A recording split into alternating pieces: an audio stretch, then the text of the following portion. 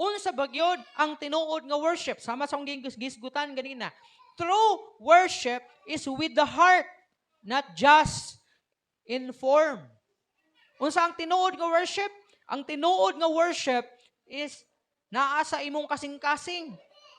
Dili sa imuhang porma. Meaning, dili tong niyukbo ba ka? Of course, mas lami nga magyukbo ka kung ang imong heart ga worship sa Ginoo. Lami kung ga taas ang imong kamot unya ang imong heart ga worship sa Ginoo. Lami kung ga luhod ka kung ang imong heart ga worship sa Ginoo. Pero ang pinaka tinuod nga worship is naa sa atong kasing-kasing. Atong heart, not just the form. God is more concerned about the state of the heart of the worshiper than whatever gift He is coming to offer to Him. Unsa daw ang Ginoo? Mas concern ang Ginoo sa kahimtang sa atong kasing-kasing. Dili sa kung unsa man nga gasa ang imong igahatag diha sa iyaha. For example, hawd ka mo tugtog sa worship, sa worship. Hawd ka mo tugtog sa worship. Hawd ka mo kanta sa worship. Mas concern ang Ginoo sa kahimtang sa imong heart, dili sa kung unsa ka maayo ka mo tugtog nga ikahalad nimo sa Ginoo. Mas lami gyud kung hawd ka mo tugtog unya ang kahimtang sa imong heart kay naga-worship gyud, tinuod gyud naga-worship sa Ginoo.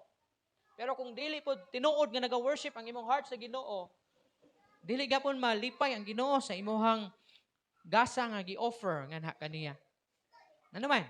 Diya sa Old Testament, si Cain ug si Abel, lahi-lahi ang ilang source sa ilang panginabuhi. Si Cain, usa ka magbalantay og tigtanom og mga crops. Mag-uuma sa lakdo na pagkastorya. Si Abel, usa ka magbalantay og karnero.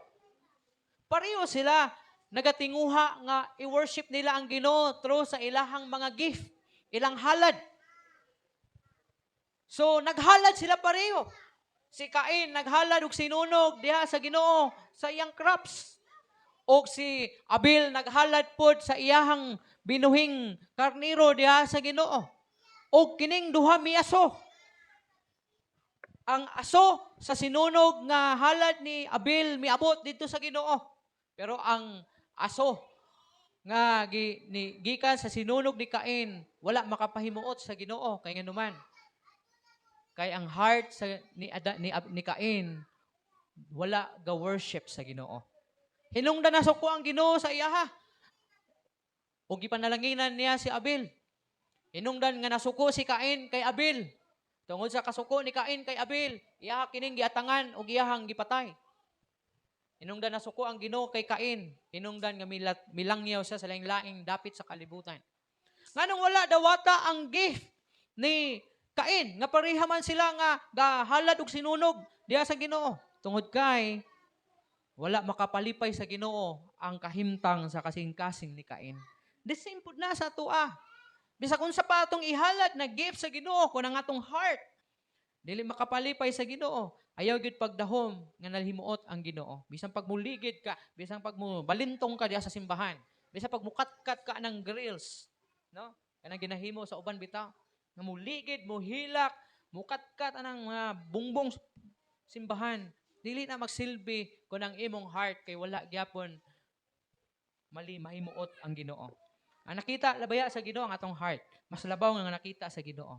Ingon ang Psalms 51:16 and 17, nag-ingon siya, "For you are not happy with a gift given on the altar in worship."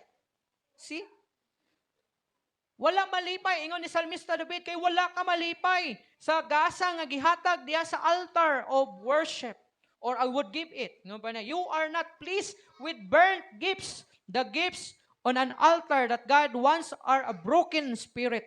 O God, you will not hate a broken heart and a heart with no pride." Unsay gikinahanglan sa Ginoo?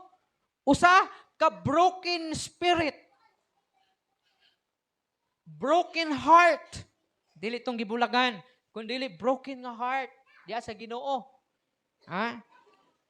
With no pride. Kanang walay pride, broken, gibroken. Mabitang Mas maayo gyud na when we worship the Lord, i-pray nimo sa Ginoo, Lord, gub-a ang akong kasing-kasing. Because maybe naay garbo ani.